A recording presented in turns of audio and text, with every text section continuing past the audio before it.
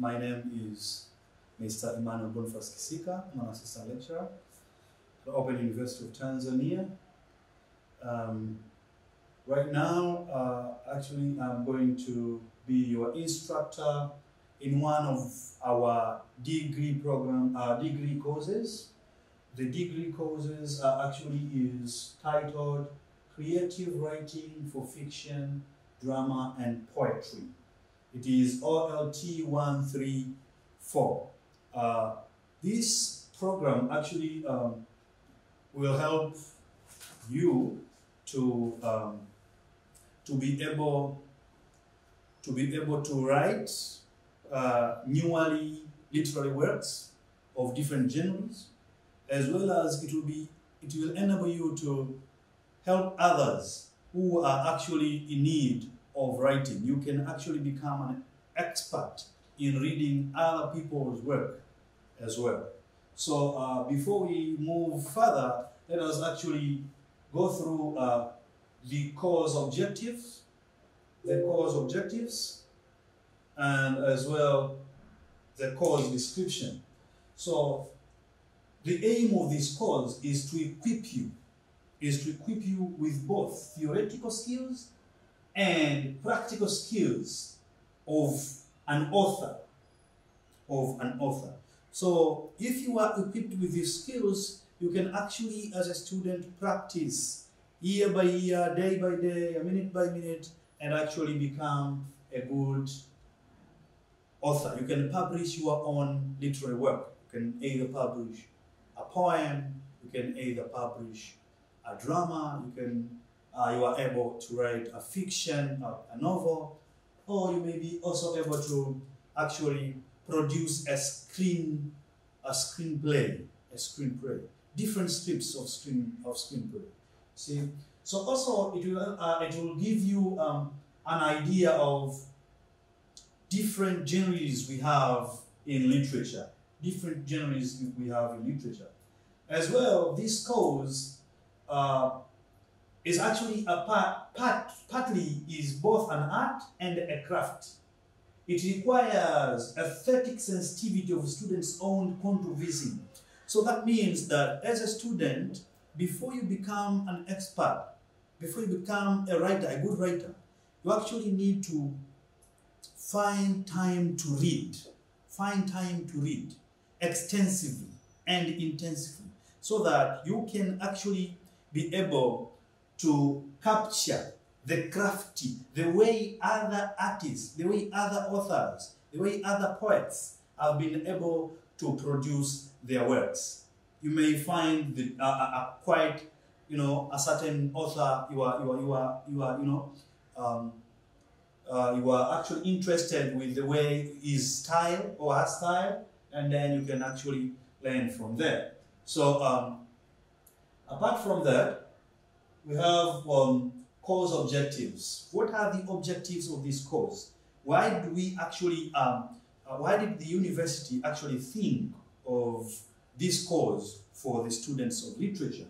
So the objective of this course is to enable you to be able to be competent in developing projects. And these projects, we are talking about poems, different poems. These projects, we are talking about different script plays, different screenplays, screenplays, different novels, you see, different short stories. These are the projects that the project will enable you to be able to craft. As well, you'll be able to evaluate one's work and the work of others. So after this course, we expect that you are able to actually do what? Evaluate the course, the other people's work as well as yours. So you will be able to make research on the market about your work or any other people. Be competent in submission, guideline, formatting. You see, so that at the end of this course, we expect that all of you will be able actually to follow the publisher's rules. You see, publishers tend to give guidelines, and it is very important and it is actually one of the important things to follow when you want to publish your work. After reviewing these course description and the objectives of the course, let us actually now enter into the course itself, creative writing, and try to understand what creative writing means. Now, creative writing could be defined broadly. Now, this is a broad definition. This is a broad definition as the pursuit of artistic ends through the written word.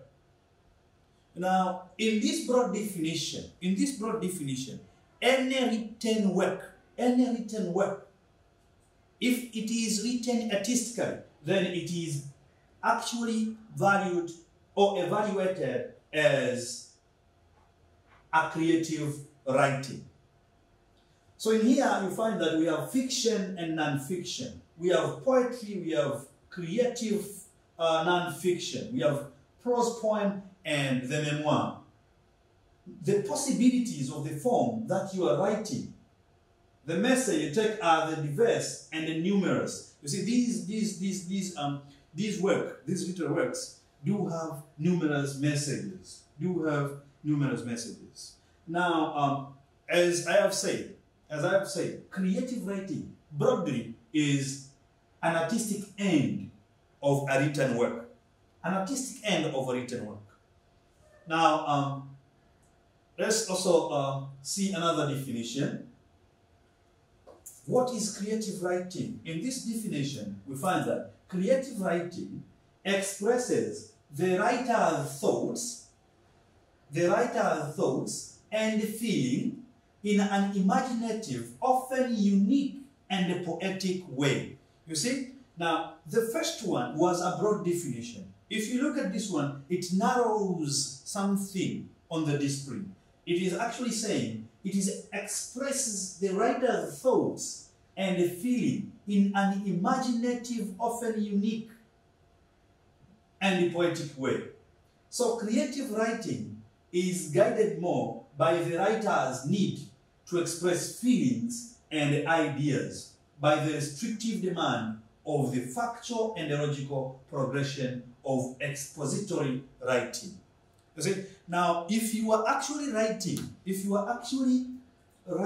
as a writer, if you want to become a writer, the very first thing you need to understand in creative writing is that you are not bounded to certain laws when you are writing your work.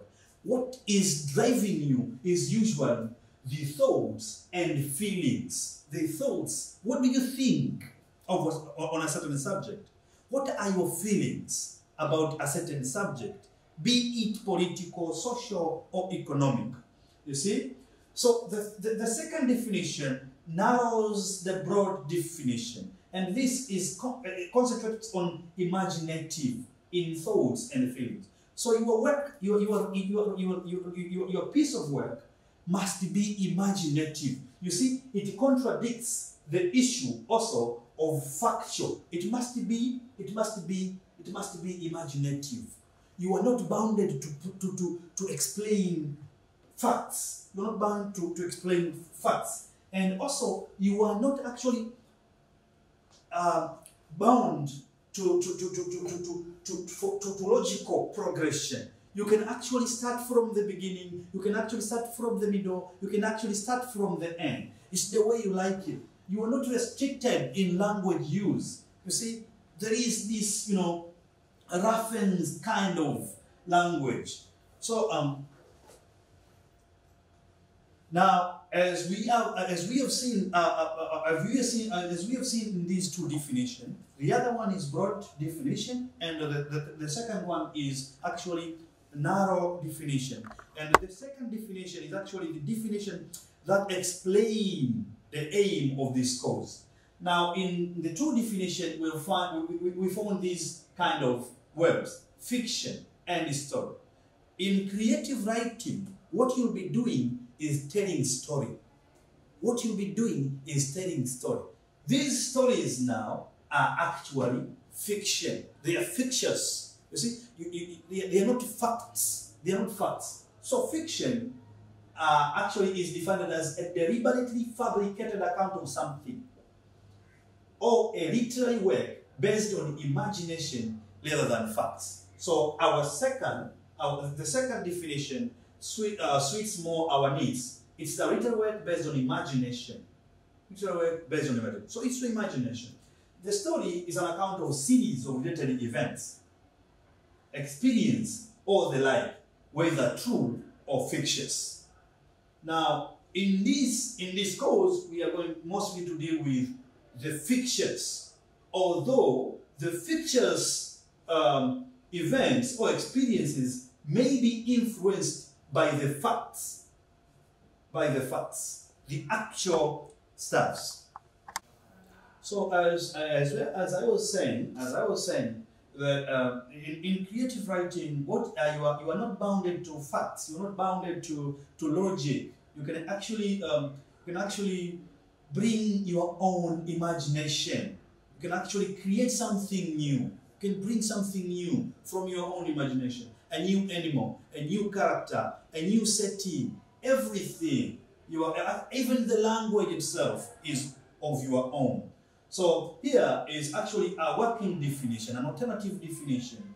For the purpose of this course then, creative writing is any writing that expresses events and emotions in an imaginative manner and whose primary intent is to arouse emotions.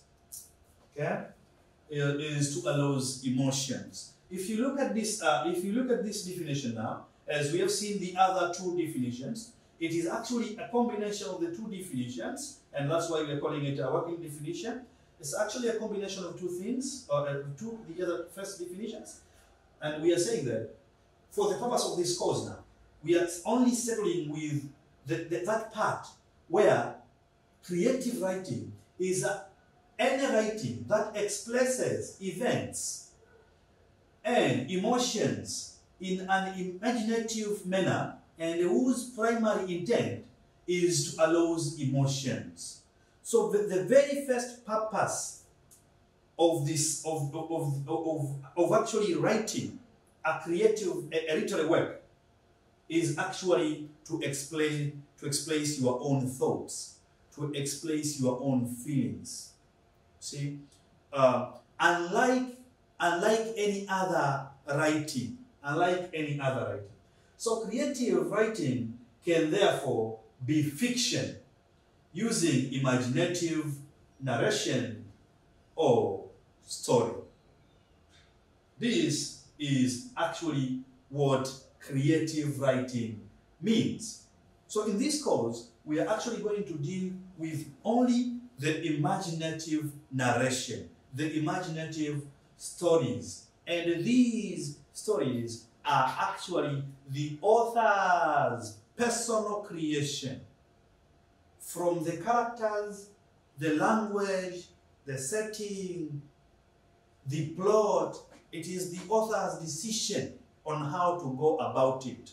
You see, if you have read different stories, I know you have read different stories, either be it in Kiswahili or in English.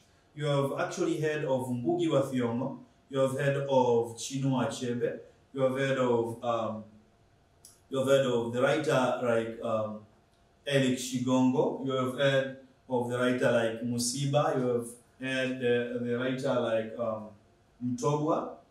These people created their own literary works, and that is what we call creative writing.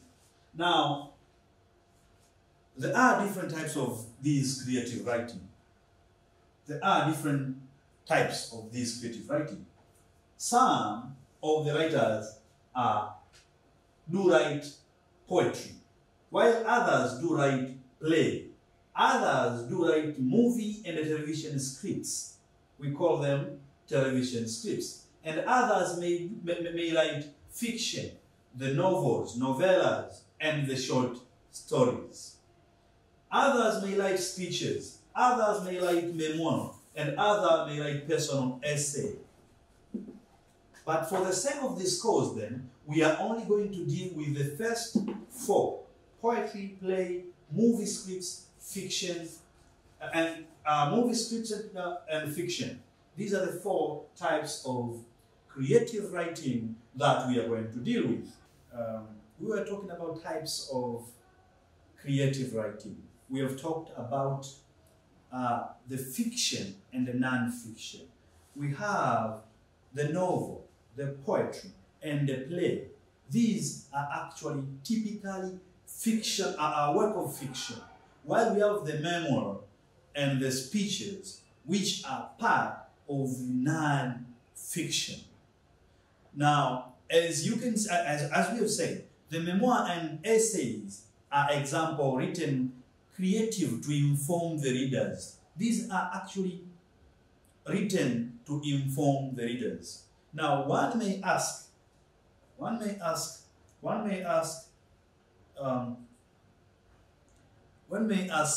isn't all writing creative, as we have said before in the broad definition? Isn't all writing creative? Why do we call specifically this one creative writing?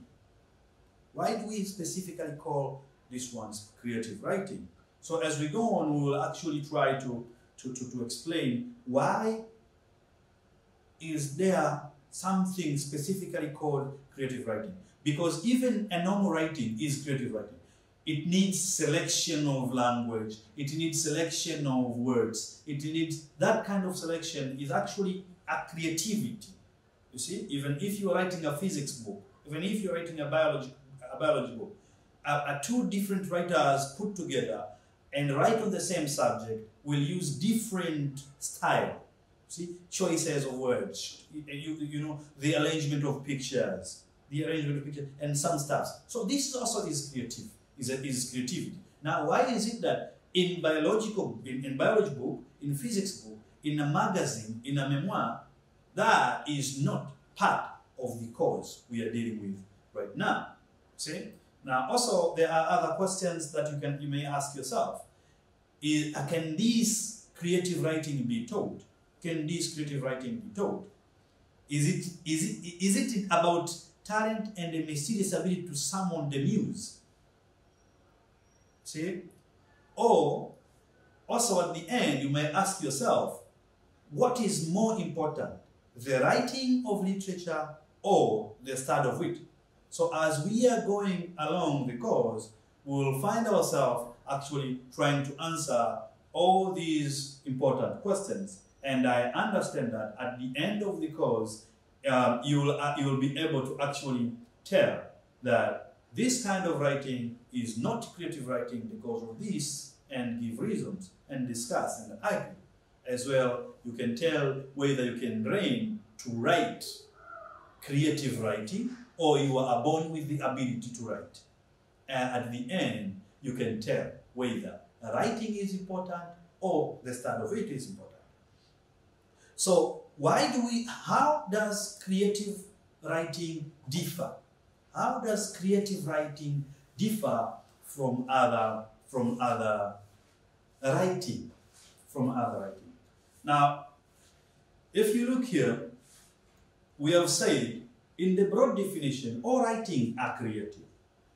But here we are trying to actually separate other writing from the literary writing. Other writing from the literary works.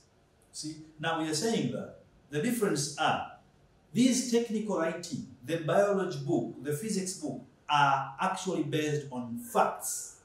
They tell facts, while creative writing, it is actually fictional and imaginative per se. It might be influenced by different facts, but it won't tell the facts. There are things that are told for the sake of literature. As well, the technical writing is more informative, instructional, or persuasive. It is informative. It is there to inform. It tries to inform you. You see? It is instructional. It instructs you. and sometimes try to persuade you. You see, it is very persuasive. It's very persuasive. But the fictional, at first, is entertaining, as well as provocative and captivating. You see, while this one tries to inform you, give you information, fill you with a lot of instructions, see, the creative writing will actually, from the very first place, attempt to entertain you, and as well, provoke you. You see, provoke your mind, provoke the thinking, provoke the nature, provoke the logic, you see, as well as it captivate what you have. You see? As well, we are saying that the technical writing, the physics book, the chemistry book, the other writing, the magazine, and blah, blah, blah, they do tell clear, the language, each and everything is very clear, precise, and straightforward. See, you cannot start talking about let's say an engineering of aeroplane by actually trying to explain the whole body of aeroplane instead of actually the assemblies of that plane. It's quite impossible. You see, now it is clear and precise and very straightforward, but with artistic language, with actual creative writing, everything is presented artistically. You don't need to follow the straightforward stuff. And then you have figurative language. You have symbols. See? And there is this vagueness. You see, you don't need to follow logic. You don't need to follow rules of writing. You don't need to, you are not bounded to these logics. Unlike technical writing. In technical writing, if you want to how to make a motorcycle, you'll have to explain from the nut and the blah blah and the assemblies and everything. How you assemble the bike with those stages. But with creative writing, when you are writing your poem, when you are writing your novel, when you are writing your script, you are not actually bounded to these rules. You may start from the beginning, you may start from the end, you may start from the middle, and you may use any other language you like. The vague language, you may use even the vague language. See? So it's not necessary. So as at the end, we are talking about specialized vocabulary. In technical writing, in physics, in chemistry, you have these specialized vocabulary. For example, you have these, the names of lions with their, the generic and the specific names, They are very specialized vocabulary. Or the name of the diseases. They are very specialized vocabulary. But in literature, but in creative writing, in creative writing, language is subjective. It is your own to choose, your own to pick for your own selection, own purpose, own use. You are not bounded by the sentence structure, not bounded to vocabulary, certain vocabulary, not bounded to generalized vocabulary. No, you see, to certain specialized vocabulary. So while this technical is actually objective, the creative writing is more of subjective, is personal. See? But the technical is always what we call universal. It is always universal. See? So, as we have seen, at the end of the day, creative writing is all about expressing your own emotion, your own feelings, your own thoughts, using imaginative language. Unlike other kind of writing where you need actually to give out information, it is informative kind of writing. Now, why do people write? And here we're talking about specifically now creative writing. Why do people write novels? Why do people write screenplay? Why do people write poetry? there are various reasons to why people do write, but primarily, reason for writing anything is to communicate with others. Reason for writing anything is to communicate with others. We are built that way. Communication is inbuilt in human being, and in most of the animals, actually, of all animals, we do communicate. Now, with us, human beings, we use language to communicate, and one of the ways to communicate is actually using these creative writing. Literally works like poems, works like, and you know, when you're writing this kind of piece of work, the communication is so special. The communication is so special, unlike this normal conversation we have. So that's why people do write. As well, another reason to why do people write, it is to stimulate interest or action from the readers. That means you want to influence readers to do something, to do certain thing. If you have read Ngugi wa Thiong'o's A Grain of Wheat, or if you have read a work like Things Fall Apart by Chinua Achebe, if you have read a work by Elvis Msiba, a Swahili work, you'll find that these kind of work are actually written to influence people at a certain level. If you read Things Fall Apart, you find that Chinua Achebe is trying to influence people to look at Africa from the African's perspective. So he's trying to influence people. Don't look at Africa the way you look at from your own countries, your own continent. Come here and look at Africa from here. Understand Africa from within. See? That's how it is. So another reason why do people write is to share our lives. To share our lives, travel, experience. Shortly, to inform others. To tell people, you see, about your personal experience. You travel. You have read, I think you have read Robinson Crusoe. That Robinson Crusoe is a true account of Robinson Crusoe being marooned, you see, in an island. See? So this is why do people write. As well, to some, writing is a passion. That they do say, I was born to write. I was born to write. If I don't write, then I will go mad. Because there is something that he or she wants to give to get out. So it becomes a passion. Sometimes we write because we want to record information, and as well as we write because we do want to entertain. Now, as a writer, if you want to become a writer, there is a saying which says, a good writer is a good reader. A good writer is a good reader. Or a good writer must be a good reader. You will never be a good writer. You will never become a great writer if you are not reading. If you want to become a good writer, a very, very good writer, then you really need to read extensively.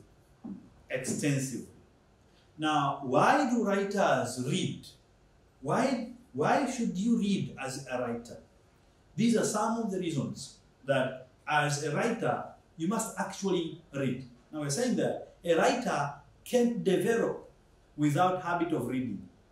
How can you commit to writing if you don't enjoy reading? For a writer, there are important reasons for reading widely. There are important reasons for reading widely.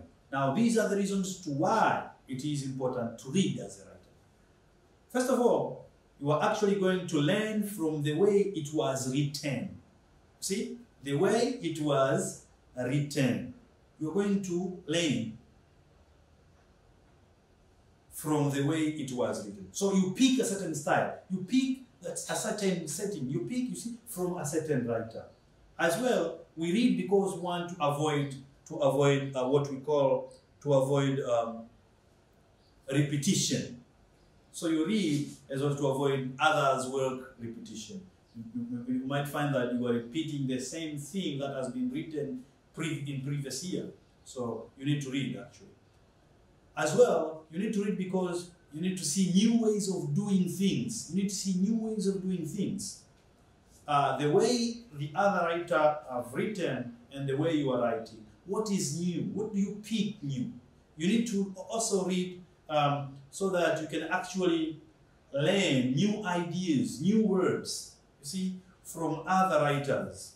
From other writers. You see, you can be very good at language, but if you were a good reader, you have read Soyinka. You have read the way Soyinka is writing.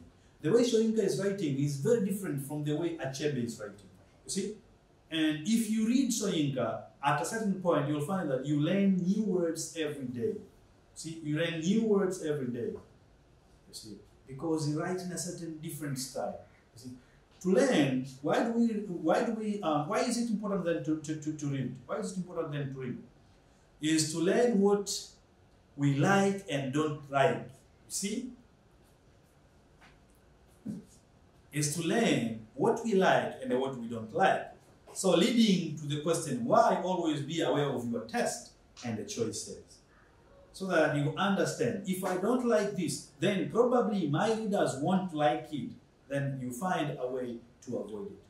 And then the other reason why do you read is to know current trends, to understand the moment that you are living in, the trend, which style is actually more used right now, which style is actually more convincing. See, the other reason it is important to read is to discover aspiring or beautiful passages. So sometimes you read to discover the beautiful passages. Inspiration. You see, I'm using a lot of Chinua Achebe things for apart because that's one of my actual masterpieces in African literature. So if you read things fall apart, there is this part that I like. The way actually Achebe is trying to describe Okonkwo. The way Okonkwo is built. See, the way Umuofia is feared. See, this the beautiful passage. The beautiful passage. So where do writers get ideas? Where do writers get ideas? Where do you get ideas to write? If you want to become a writer, you might be asking yourself, if I want to become a writer, where do I get ideas? These writers that I'm seeing today, where did they get the ideas of writing? Now we're saying that there are 4 main areas where story ideas come from. 1, your story is based directly on another story. 2, your story can be a continuation of another story. 3, your story can be inspired by an event. See? And 4th, your story can be a product of your own imagination. So these are the 4 areas that usually story comes from. That you may read a certain piece of work. And then you find yourself that you have got a similar story. But you will find a way to present it. So based directly on another story. For example, I have tried to write so many times. And most of the times that I write my short stories, and some of the stories that I've been writing are mostly influenced by 2 writers. And I've been actually repeating, I've been trying to actually sometimes avoid the way I write my work, the line of story. And I find myself that usually I go on the very same lines, no matter what. See, no matter what. If you have read Mtobwa, I have read a lot of Mtobwa's novels, and I have read a lot of Msiba's novels. So most of the time when I try to write a story, no matter what I do, I'll find myself actually going on the same line that they have been writing. See, this is a part of where you get your stories.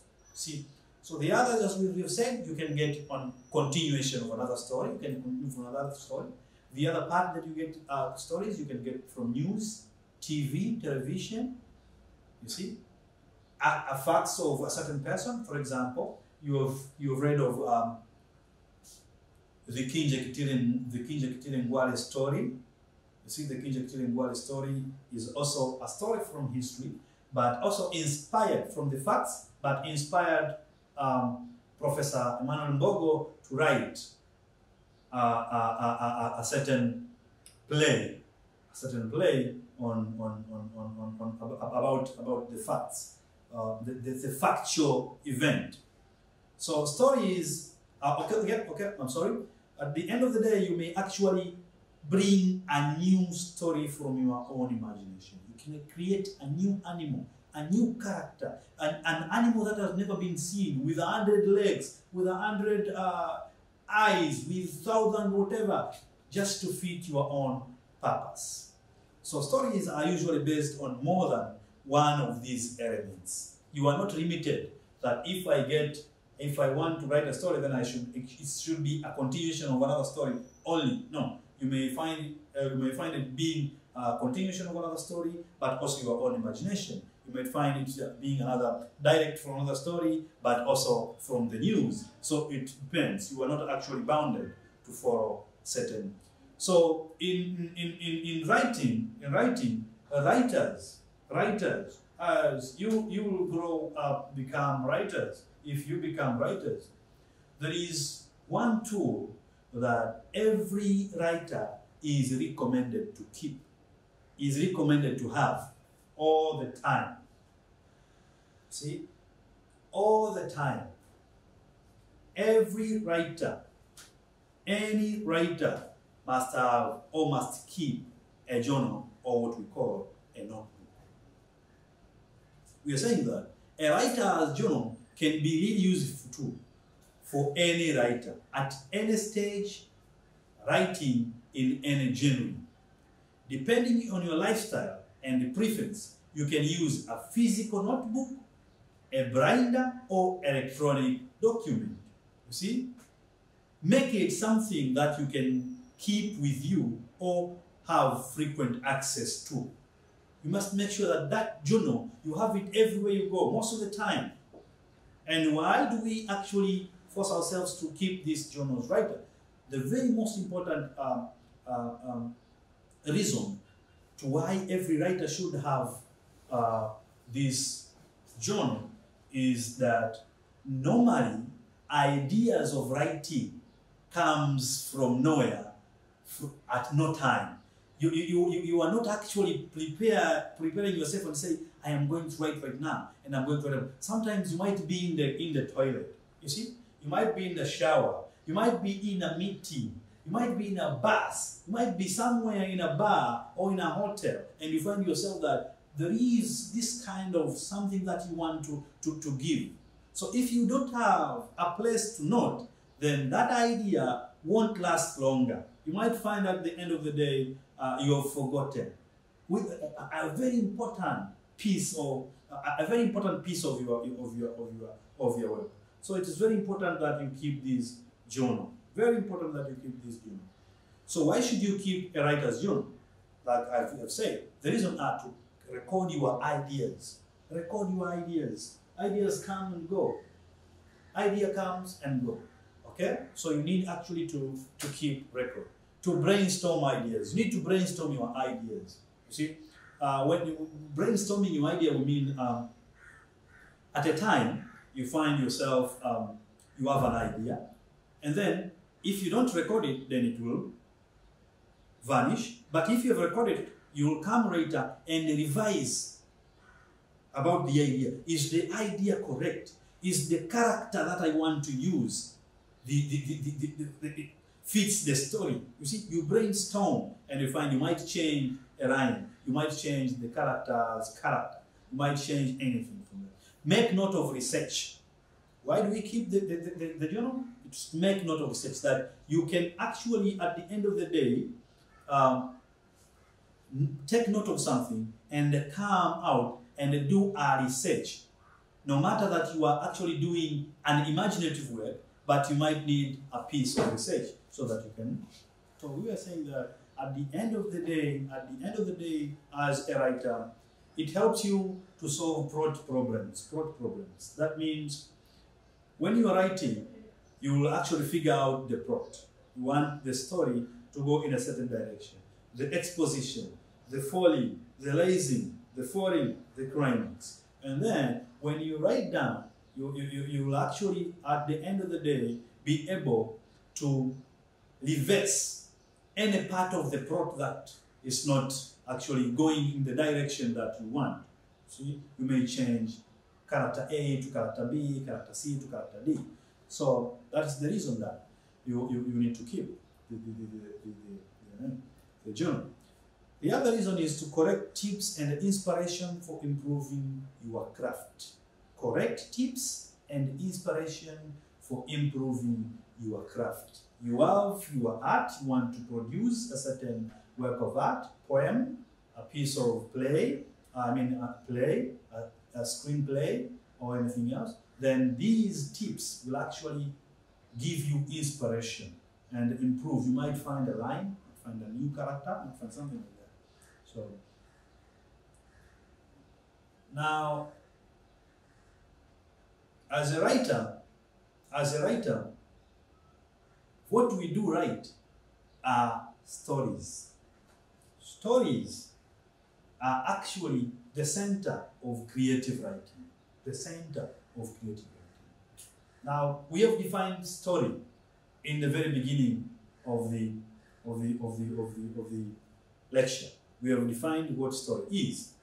Now we are saying that what are the essential part of the story? Simply, we can say that the good story has three parts. It must have the beginning, it must have the middle, and it must have the end. It must have the beginning, it must have the middle, it must have the end.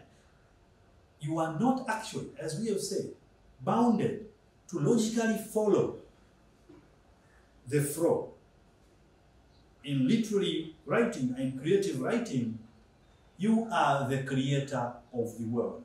You are the God. You become the God of your characters, of the characters, setting of the characters. You become the God of the, everything, the idea, and whatever. Now we are saying that a good story, any good story, should appeal to sensory details. Any good story should appeal to sensory details. Mind you, it should have those three parts, but any good story should appeal to sensory details. Now, when you are writing, you must ask yourself, we have these details, we have these sensory, we have the eye, the ear, the nose, see, the skin, so forth. So every time you are writing, you must ask yourself, is this a touching story? How is it touching? Which part of the sensory does it touch? You see? The writer's ability to create a gripping and a memorable story has much to do with engaging our five senses. So you must be able to engage five senses.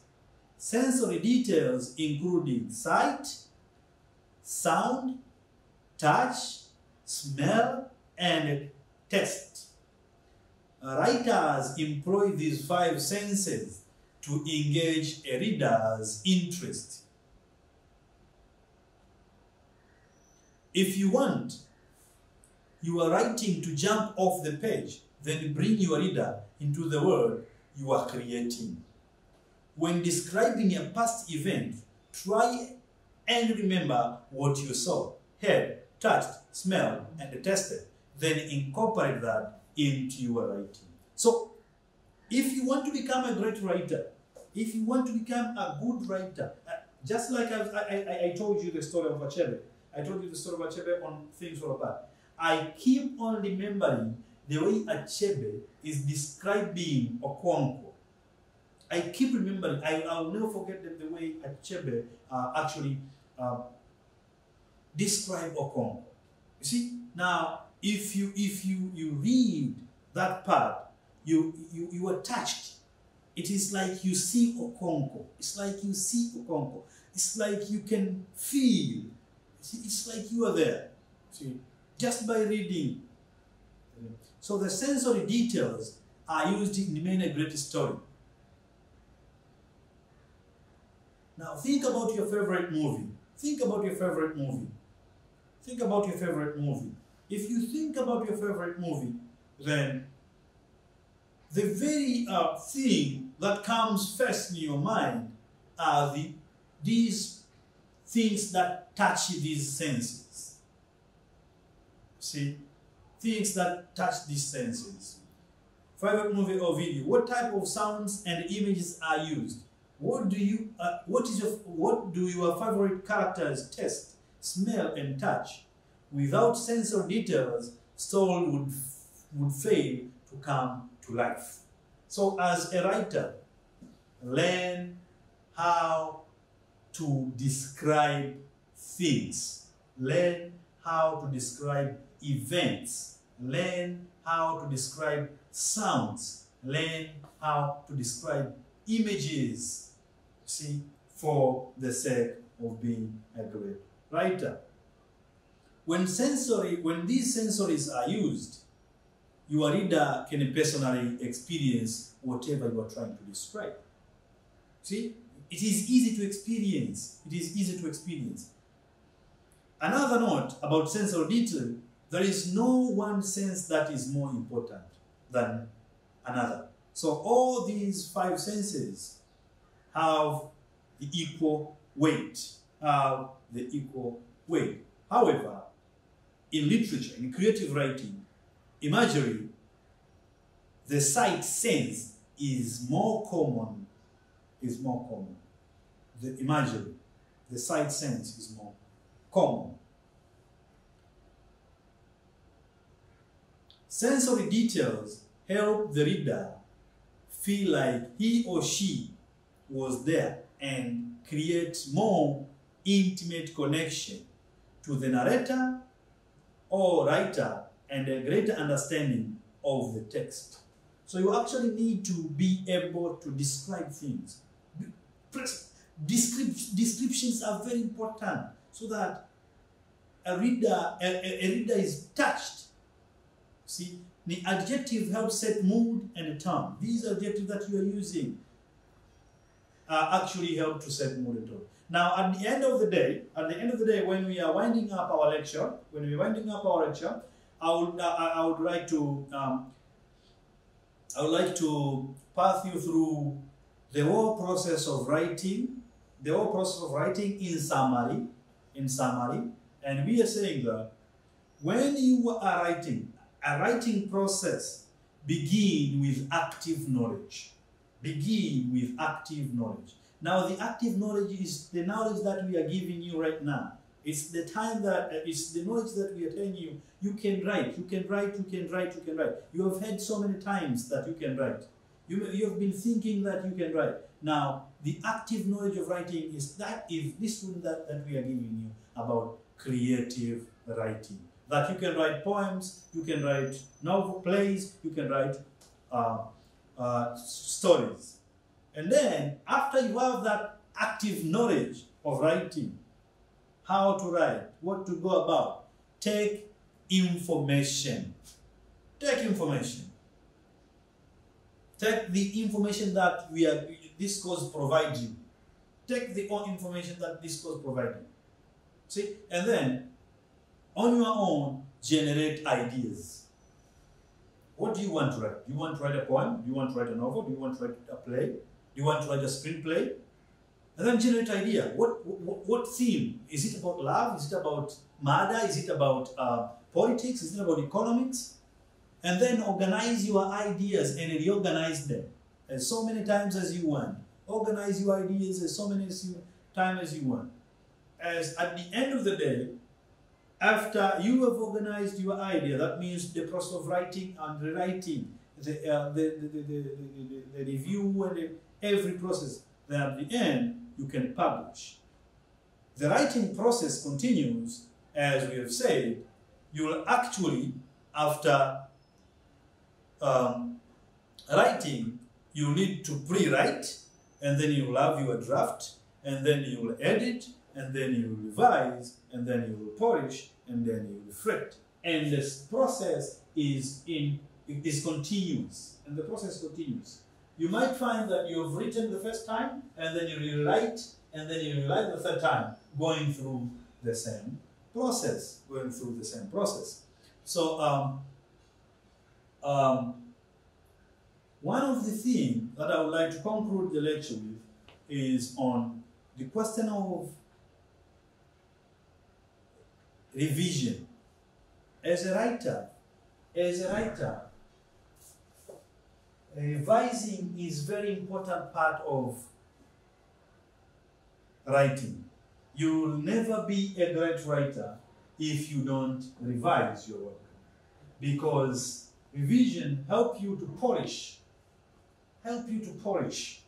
It removes some, unwanted materials. It removes some unwanted errors. You see, the things that you didn't see at first, the things that you didn't see at second time, the thing that you didn't see, the character that doesn't fit in, the plot that is wrong, the time that does not correlate with other events. So when we meet again in the coming lecture, we are going to talk about the content and the form, or the content and the form in creative writing.